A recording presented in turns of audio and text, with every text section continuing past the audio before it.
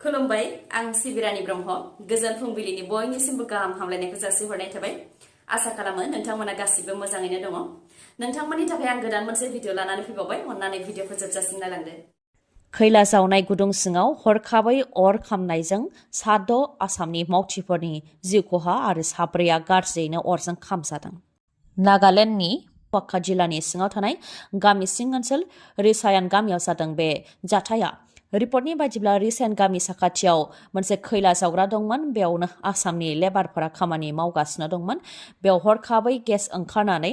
बेफ्रुदों आरो अर जोंदों जायजों साद' मावथिफोरा जिउ खोमानो गोनां जादों आरो साब्रैया गाज्रियैनो खामजानो गोनां जादों बे जाथाया साननि समावनो जानो मोन्दों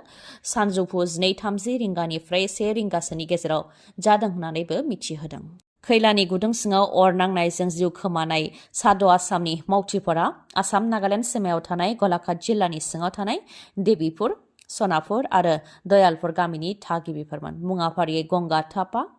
मुजिबुर आली विशाल थापा रमेश छेत्री कमल छेत्री आरो कार्की कन्स ओनसोलनि एमएलएआ फोरमायथिनाय बायदिब्ला नागालेन्डनि बे ओनसोलाव गोबां आयेन बेरेखायै खैला जावग्रा दं जेराव रैखाथिनि थाखाय जेबो राहा गैया आरो बेफोरखौ लानानै सोरखारनोबो गोबां मिथिहोनाय जाबाय नाथाय जेबो राहा लायाखै होननानै फोरमायथिदों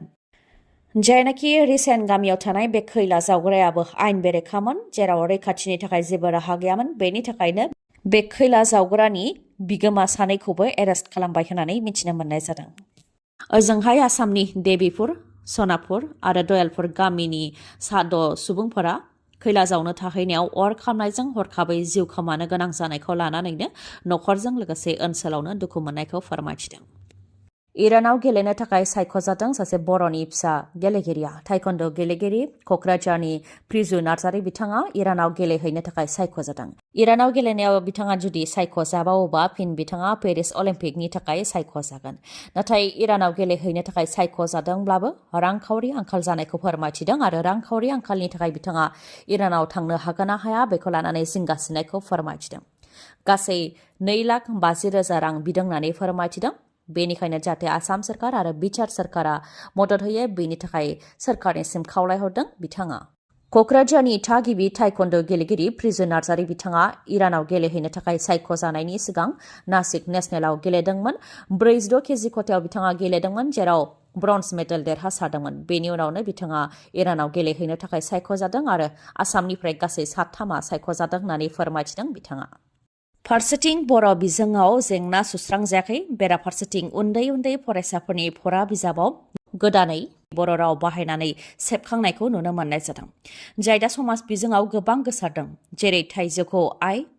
इसिं अदेबानि ओंखाम संग्रा न'खौ पयसिं दाउब'खौ बरफ जायख्लंखौ रयना रबटखौ रुवा हाथरखिखौ टगर एन्जरखौ निंनि सेरजा बा दथरा दामग्राखौ एम्बु कमलाखौ अखमियानि लिरनाय आरो बेबायदिनो गोबां गोदान सोदोब सेबखांनायखौ नुनो मोननाय जादों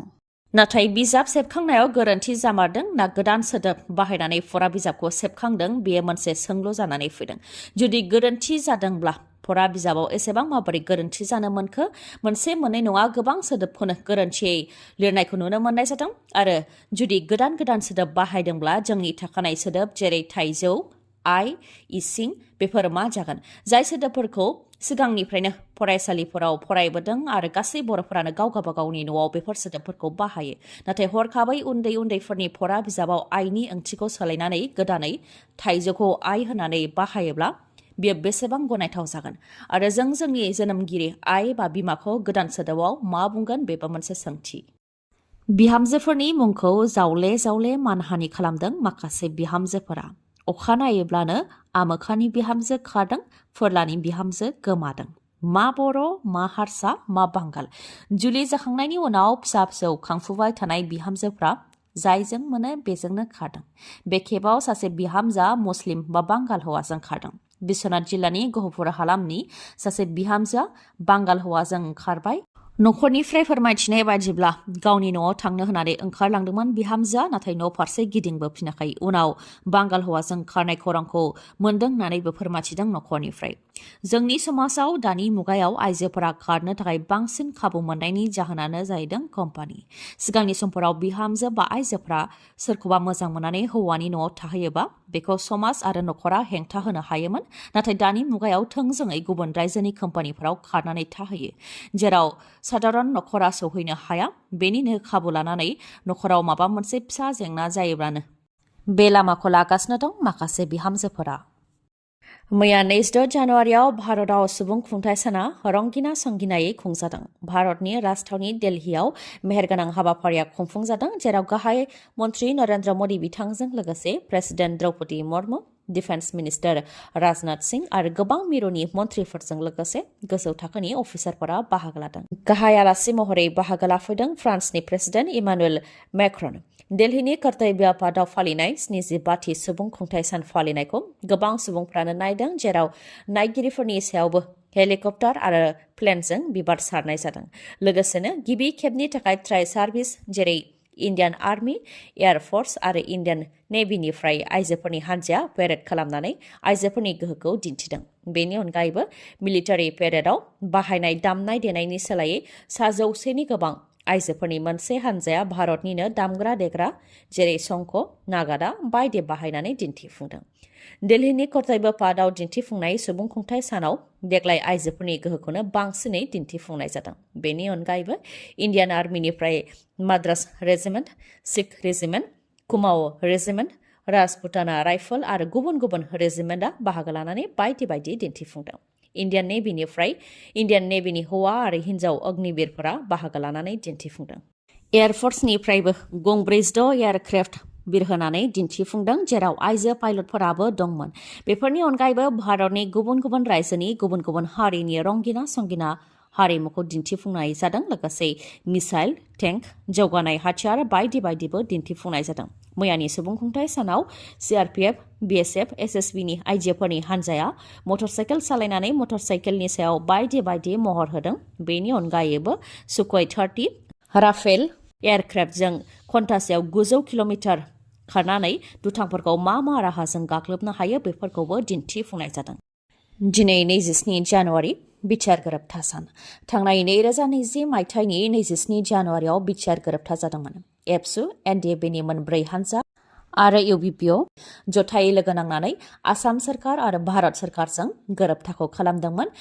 दिनै फैयै फैयै बिटिआर गोरोबथा जानाया 4 बोसोर आबुं जाबाय। क'क्राझारनि ग्रिनफिल्डआव दिनैनि सानखौ फालिगोन दुलाराय बर' फरायसा आफादा। फुंनि समावनो थुलुंगाफुरियाव थानाय बड'फानि मांखरसालियाव बिबारजों मान बावहैगोन। बेनि उनाव दुलाराय बर' फरायसा आफादनि फिरफिला बिरहोगोन। बेनि उनाव मुंख्लंफोरखौ गोसोखांनानै बिबारजों मान बावगोन आरो गोजोन खौसेथिनि थाखाय हानजा सुरनाय हाबाफारिबो लानाय जागोन होननानै फोरमायथिदों दुलाराय बर' फरायसा आफादनिफ्राय। लोगोसेनो फोरमायथिबावदों दि गेवलां मेलबो थागोन, जेराव बिटिसिनि गाहाय प्रमद बर'जों लोगोसे आसामनि मन्त्रि उरखावगोरा ब्रह्म बिथांमोनहाबो बाहागो लागोन। बिटिआर गोरोबथा जानाया 4 बोसोर आबुं जाबाय। नाथाय बिटिआर गोरोबथानि सागानगिरि एनडिएफबिनि गायसनगिरि रन्जन दैमारि बिथाङा दिनैसिमबो गाव गोरोबथा खालामनानै लानानै फैनाय बिटिआर गोरोबथाखौ खेबसेबो फालिनो खाबु मोनाखै। दिनैसिमबो खोमसि दरसि जोबथेसालिनि सिङावनो जोबथेजानानै दं बिथाङा। रन्जन दैमारिल' नङा, एनडिएफबिनि गोबां दैदेनगिरि आरो सोद्रोमाफोरानो दिनैसिमबो जोबथेसालियाव दं। आरो बिटिआरआ माबायदि, अदेबानि बिटिआरआव माबायदि खुंथाइ सोलियो बेखौ बिथांमोनहा दिनैसिमबो नायनो खाबु मोनाखै, जाय दुखुनांथाव आरो बिथांमोनखौ दिनैनि सानाव गोसोखांनाया गोनांथि दं। दिनैनिफ्राय क'क्राझारनि बड'फा कालचारेल कमप्लेक्सआव 3थि थुनलाइयारि फोरबो लिटारेरि फेस्टिभेल 2024 खुंजागोन। सानथामनि मेहेरगोनां हाबाफारिजों खुंजागोन। 27, 28 आरो 29 सानथामनि बे हाबाफारिजों क'क्राझारनि बड'फा कालचारेल कमप्लेक्सआव 3थि थुनलाइयारि फोरबोआ खुंजागोन। बे सानथामनि हाबाफारियाव भारतनि दाब दाब जायगानिफ्राय फैनायजों लोगोसे गुबुन हादरनिफ्रायबो आलासिफोर फैगोन। गासै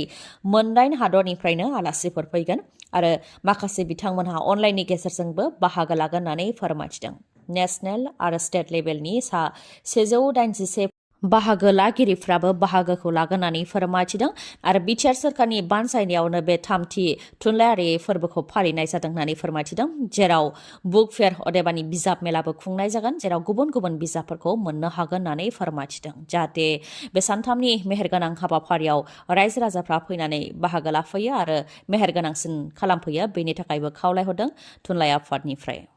लावखार ओंखाम जानो थांनायाव सासे सुबुंनि जिउ खहा दैयाव दुगैनाय समावनो गबनानै सुबुंनि जिउ खहा जादों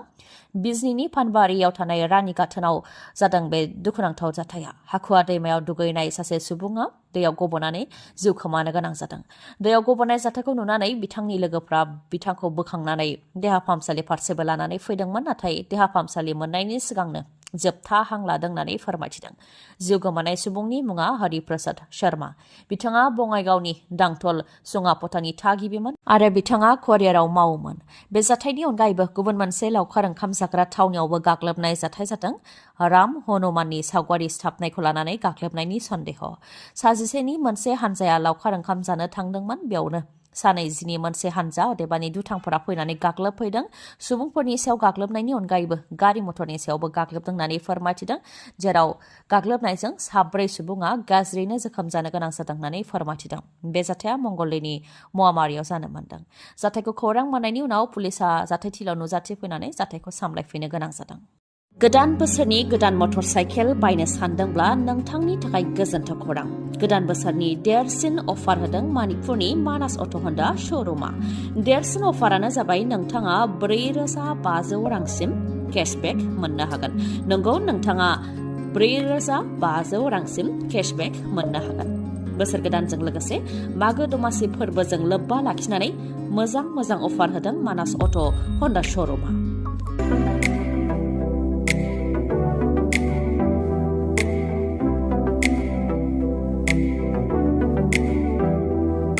अफारफोरा जाहैबाय 2,000निफ्राय 4,500 रांसिम केशबेक मोननो हागोन बेसेन नाङालासे 5 लिटार पेट्रल मोननो हागोन बेसेन नाङालासे गंनै हेलमेट मोननो हागोन लोगोसेनो गोजाम मटर साइकेल बा स्कुटिखौ सोलायनानै गोदान मटर साइकेल बा स्कुटि बायनो हानायनिबो राहा दं मिथिहोनाय जायखिजाया स्कुटि बा मटर साइकेलखौ बायोब्लानो नोंथाङा मागो दमासिनि मुङाव होनाय बेफोर अफारखौ मोननो हागोन थाबैनो नोंथाङा बेफोर खाबुखौ गावनि खालामनानै लादो मानोना अफारा बारा गोबावसिम थानाय नङा मोजाङै मिथिबावनो थाखाय 7002601255 नङाबा 9101272776 बे नाम्बाराव खौरां लाहरनो हागोन गोजोन्थों दिनैनि भिडिअआ एसेनोसै गाबोन फिन लोगो मोनफिनबावगोन नोंथाङा जुदि आंनि भिडिअखौ मोजां मोनदोंबा लाइक कमेन्ट आरो शेयार खालामनो दाबाव गोजोन्थों